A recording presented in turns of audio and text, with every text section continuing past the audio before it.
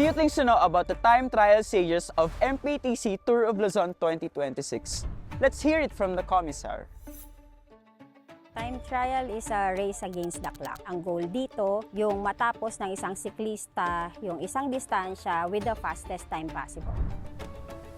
Individual time trial ay pinaglalabanan ng bawat rider. So meron tayong interval na isa-isang umaalis yung mga siklista para makomplete yung isang distance with the fastest possible time. Dito naman sa team time trial siya ng isang buong team. Meron tayong 7 siklista. Pero ang kukuhanan lang natin ng time yung 4 na siklistang unang mag-cross sa finish line.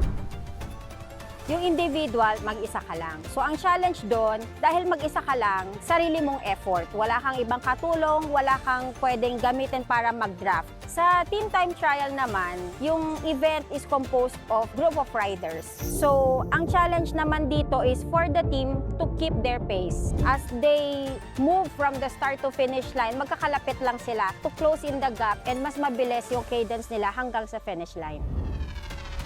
Inaabangan yung time trial, specifically yung individual time trial stage dahil ito yung chance ng bawat rider na pumondo ng kanya-kanya nilang time para sa individual general classification. So, mas short yung time na bubunuin nila sa isang time trial stage, mas short din yung dadagdag dun sa time sa general classification.